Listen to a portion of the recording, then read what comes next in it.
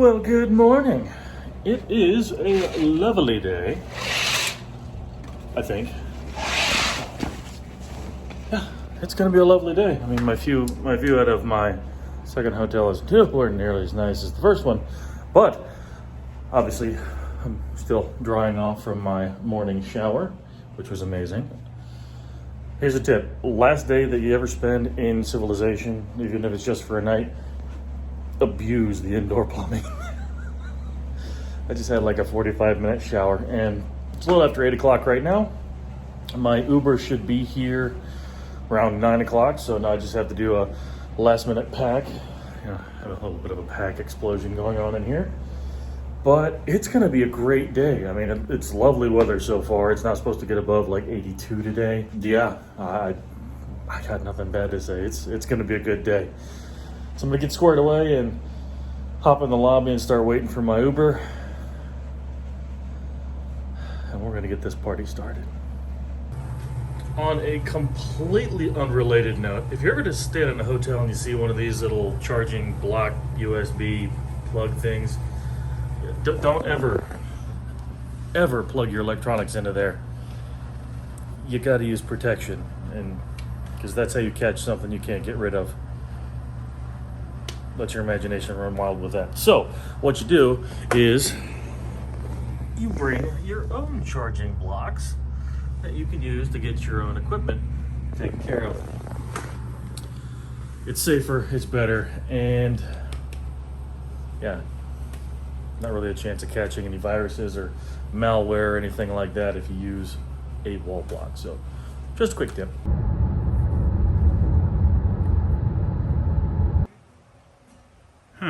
Okay, so just got here.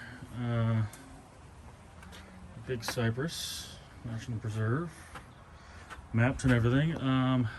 Well, it's closed. And it really doesn't say any reason why. Those are just daily things that are going on here. Huh.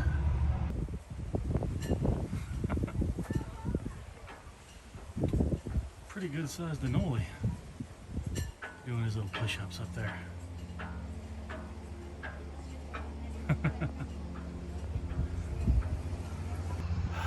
So, I'm here at Big Cypress, a little visitor center track around here. And as you can see, this little canal behind me is just chock full of gators. Right here is the airstrip.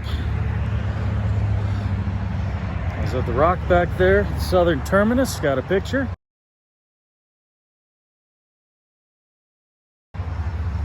And talked to a couple locals.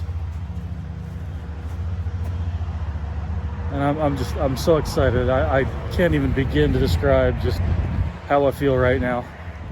I'm here, I'm starting a new adventure on the Florida National Scenic Trail.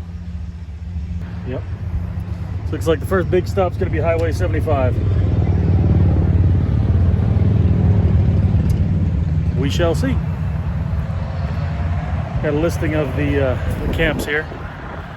So I'm going to take a picture of that and compare that to where I stay tonight. But now I'm going to walk past this airstrip.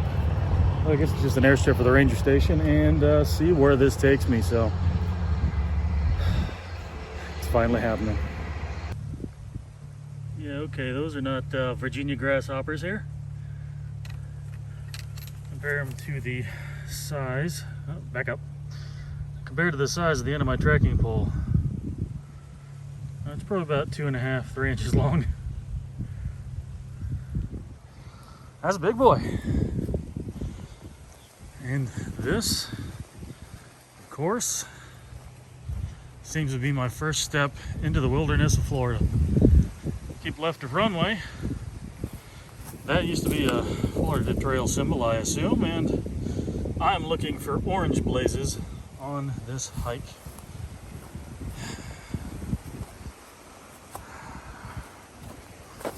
Here we go. The adventure has begun. Well, there we have it. Hard part's done. First mile down. This took a couple minutes. Flat, dry. You definitely start seeing the limestone pits that I assume are underwater most of the year. And I actually managed to talk to one of the rangers when I arrived. You know, the visitor center was closed, which a little sketched out about that. But hung around for a few minutes, managed to get my permit going, and talked to a ranger. And she said within the last couple days, they've gotten a couple good solid rainfalls. That sounds like a red tail. There's a red-tailed hawk. Nice. Anyway, squirrel. So I'm not too worried about the water situation. This is the driest of the dry when it comes to South Florida right now is April. We even have average rainfall charts right there at the visitor center. And of course, it's April 21st, so I am getting towards the end of that. And May starts getting a lot more showers, precipitation on average. So there's possibility of rain next couple days. I might just have to stop and set up my poncho tarp to catch rainwater if I'm really, really desperate for water. It's a good day. And I'm just gonna take things as they are. See what happens. Okay, so took a quick break back there, and I was looking at the guide, Far Out Guides. I'm still gonna call it Good Hook, so it is what it is. If you know, you know. I think that the name change was silly, so it's still Good Hook. Either way, looking at the water reports, it looks like in about 0.6, I have my first Cypress dome that I'm getting to. So that's good, because apparently Cypress domes are the more reliable water sources along the trail. There should be a good spot there, but I am going to have to camel up, because between there and 10 Mile Camp, there's really only one water source. So let me carry an extra water through there. No big deal. But it's getting toasty. It is getting toasty.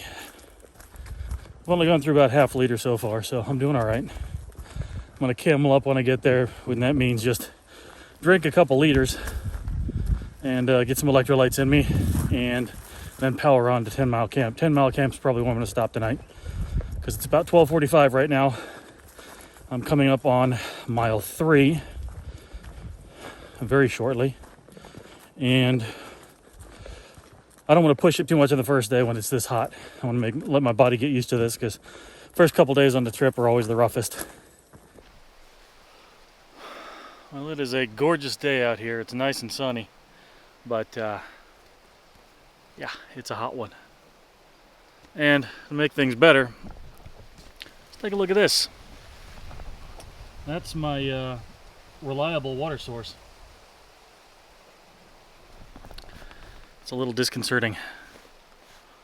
Reliable water source. Yep. So I'm 3.4 miles in. Just taking my first real break. And brainstorming. Because if this is the reliable water source that I'm looking for, and I don't have another water source for 6.1 miles, things could get a little bit dicey. But the water I have, I'm putting electrolytes in. So I have plenty of electrolytes. I've got like 80 packs. I overstocked on that for sure when I came out here. I had to throw a beard in a ponytail because it's hot. It's not the kind of warm that I am personally used to. And I'm probably going to be hiking with my umbrella out here for at least the hottest part of the day here. It's about 1:30. And just trying to make a phone call, and my phone got too hot and shut off. So it's toasty, and there's a little bit of nothing when it comes to shade. So we're just gonna figure things out here. Gonna just enjoy myself, probably take another 20-minute break. Walking during the hottest part of the day is never fun. I don't care what trail you're on, what part of the country you're in. It's rough. So I'm just gonna rest, get some water in me, try and cool off a little bit, and that's about it for the plan right now. Well, there was water here at some point, I'm assuming. That's Crawdad. And now, it's got this nice little cypress savanna, which is cool. I mean, you got the bromeliads here, got some air plants on everything. But this is hot and it's dry. I really was not expecting this much dry. But hey, that one's on me. Did some research. Apparently the sources I was using were less than adequate, so we're making do. And powering on. I mean, it's beautiful back here. This is gorgeous. I mean, awesome. Just awesome. We gotta keep going that way through this not even wet mud. Okay, I am taking a break because it is hot as all get out. And I found a nice little palm tree here that can offer a little bit of shade. Good news, found shade, comfortable. It's a nice little place to stop. Bad news, there's no water anywhere. Like none. Like even the more reliable sources on far out guides or gut hook are just sand, muddy, algae covered sand. So got some decisions to make here. We'll chill here for a little bit, wait till it starts cooling off a little bit more, and tonight I'm actually gonna double back. I'm heading back to the Oasis Visitor Center because I know they got water fountains there I can use and spigots and whatnot that I can filter out of, and reassess what's going on after that, because I know I hear it's possible to cache water sources for if you're coming through here, but I did not know about that previously. This would be a great place to take a nap, sorry. And I don't know how I would go about getting that taken care of. So at this point, I'm not even looking at doing the water caching as an option. Might have to bounce around a little bit, which obviously wasn't my original plan. Wasn't my original plan at all. In fact, I just wanted to push straight north. But there's a couple options I'm juggling. I'm going to see what happens here in the next couple hours, because I'm 5.8 miles in. And once the sun gets a little bit lower in the sky and the temperature drops a little bit, I can cover that back to camp in probably about, or back to the Oasis Visitor Center in about 2 hours, maybe 2.5. Super quick to travel through here, but just I'd take a lot of breaks because it is so darn hot and humid, and there's very little shade. You know, when you find some shade, sit under it, and that's kind of what I'm doing right now. So I'm rambling at this point. Down to 1 liter of water. I brought 3 out, and I slugged one before I left. So I'm going to be sipping to get back to camp, to get back to the visitor center when I finally start moving again. But for the time being, I'm going to hang tight, probably take a nap in the shade here. Shade, as you can see, it's only covering part of me. It's a very small tree. And yes, that's the trail right there that runs right that way. So I'm literally right on the side of the trail, and I found a comfortable rock to lay on, or a series of rocks. I don't even have my pad out. I'm just laying on the ground. I'll get back with you when I decide what I'm doing. Now I can see how things like that could become a bit of an issue if this was actually underwater, but it's not. But plenty of limestone chunks to trip over anyway. So I'm walking into the sunset, and unfortunately, hang on a minute, unfortunately that sunset is also the direction of the Oasis Visitor Center. Sorry about the other camera in this way. Still holding my umbrella in case I need it. But this is my last liter of water that I have. I've walked probably close to 15 miles today. I walked all the way up past 7 Mile Camp looking for water. I've been staying at a little place kind of close by here for the better part of 4 hours now. And yeah, there ain't a drop of water to be had out here. I was unaware that caching water out here was actually a thing. Didn't know that was possible because I didn't see any really good trails that do that. And even if there was, a road that went by, say the closest road I know of is I-75, Highway 75, and that's like 37 and a half miles in. Even if I was carrying all of my water, 5 liters, including the 3 of these bottles I've got and the 2 liters that I could fit into my knock filter bag, I could not do pushing 40 miles on 5 liters of water. For me, it's just not possible. So I waited out the heat here, and I am walking back to the visitor center. Sorry, my mouth is really dry. I could make this last 5.8 miles. So that's where I'm headed. I'm gonna kind of see if I can camp close to that, and gonna figure out my game plan when I get there officially. I kind of have something in mind, but yeah, I think I gotta call an audible on this one.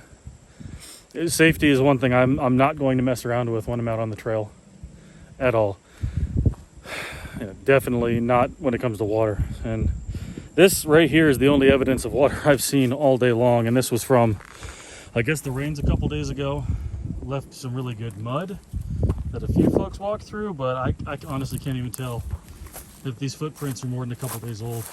And it sucks, but I'm gonna have to come back to it. So whether I do a little jump up ahead and then finish this at the end, or if I do something a bit more drastic, that has yet to be decided.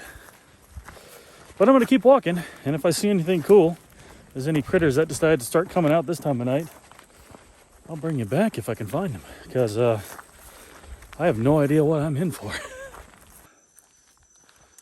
So sunset has clearly descended upon day one. And actually, that reminds me. Hold, please. That's better. I'm not gonna look right at the camera so I don't wash it out, but yeah, sunset has fallen and I'm walking back. I got about 2 miles left to get back to the Oasis Visitor Center. There's a whippoorwill up here that doesn't seem the least bit worried about my presence. At least I think that's a whippoorwill. It's got a 4-note cadence instead of a 3, so I don't know what that is for sure. But just gonna enjoy the sounds of the critters coming out tonight. And I'll check in when I get back to the visitor center. Okay, there we go. Absolute beauty of a corn snake right there. Just walking right on the path. That was cool. That was a pretty snake. Sorry I didn't get a better video of it, but I had to scramble to get my camera off my shoulder. It's about 2 foot long.